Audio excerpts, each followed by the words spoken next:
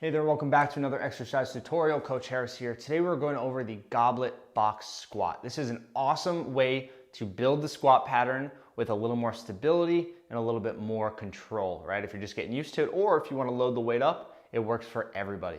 First and foremost, you got my demo guy over here. If you just want to see the movement for a few reps and then go try it yourself, by all means, you can absolutely do that. If you want to stick around and get some thorough detail, I'm gonna do that now because I wanna make sure I don't leave anything out. There's a lot of little details here. I wanna make sure at the end of this video, you absolutely understand why we're doing this, how to do it perfectly, and then you can go execute, all right? So stick around for that.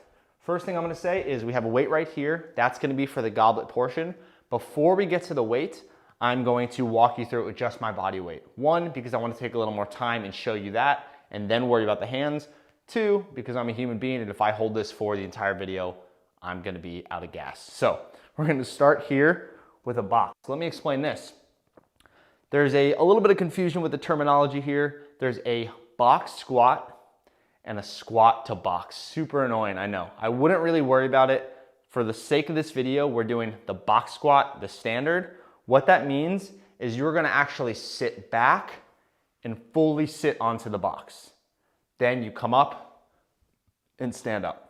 Versus a squat to box, just think of that as a normal squat in every way, giving yourself a specific place to kind of bottom out your depth, your range of motion. What that would look like is you're not actually sitting back, you're standing over something just to give yourself a limit of how low to go, and you tap, right? That's the squat to box. Sometimes the terms get switched either way, but if you ever see someone doing that, that's what that is. In this video, we're doing the full seated version, all right? So when we stand, right, we're gonna stand in a place where we're not touching the box with our feet, right? We have some freedom to move. You're gonna sit down mostly like a normal squat, but at the bottom, you're gonna sit back a little, rest. I put that in quotations because you're still gonna stay super active here, right? We want a strong body, strong core, and then drive up, okay? Let's talk about height of this thing right here. If you're in doubt between two heights, one feels a little too low, one feels maybe, let's say, a little too high, if neither is perfect, go with the higher version. I'd rather you master that than be too low, because if we're at something that's too low down, you're gonna have to fold your body and you're not gonna be in a strong position. If we're at the perfect height, right, you're getting the most range of motion benefit and you're stable. If it's a little too high, the worst thing is you lose a little of the range of motion. You're still squatting. So higher if needed, but try to find the best height that you can. One little tip, by the way, is if you're in a gym and you have a bunch of options, great. What you can do is use your body as a kind of a tracker, so to speak. Instead of worrying about the height in inches or anything, go up to here. This height's pretty good for me, right? I could probably go a little lower, but I'm fine with it, just below the knee. So now if I go to gyms, if I'm out on the tropical beach, right? If I'm somewhere and I want to find something to do some squats to, just find something that's that height. You can use your own body, okay? So we're gonna be here. We're gonna sit back. Notice in the bottom, my upper body is not fully straight up and down. This is because in a normal squat, it's the same thing. If I was straight up and down here, I would fall back. So we're not using this thing as a crutch. This thing should just be a support system. I still want you to feel strong on your feet, okay? So you're sitting back here, slight lean forward, powerful, tense, drive, control, drive. Notice that bottom. Notice how I'm very subtle, right?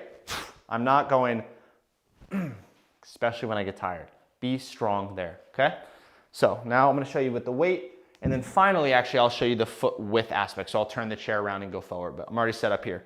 We're gonna have the kettlebell, drive it up into a normal position for the goblet squat, right? Tight at the chest, holding the corner of the weights. Get your footing, make sure, again, you're in the right place, because I've seen some people start too far, not realize, and bad shit happens. So be close, be careful, make sure you have a sturdy chair. Down. I always recommend that first rep going a little softer, just to triple check that you have your bearings, because I really don't want you falling off this thing. Right? Strong, draw through the feet. All right? That is the goblet box squat. So just to give you a different angle, you're gonna be here. Right, feet as any squat, right? I've explained this in other videos. Find the width that's good for you. Some people are amazing here. Some people are amazing here. I'm neither. I like to be right around here, right? So be in this position. Make sure your feet are super strong on the floor, right? There's no caving in or out. Okay? That is the goblet box squat. Enjoy, build some powerful legs, core, and arms. Enjoy, I'll see you in the next video.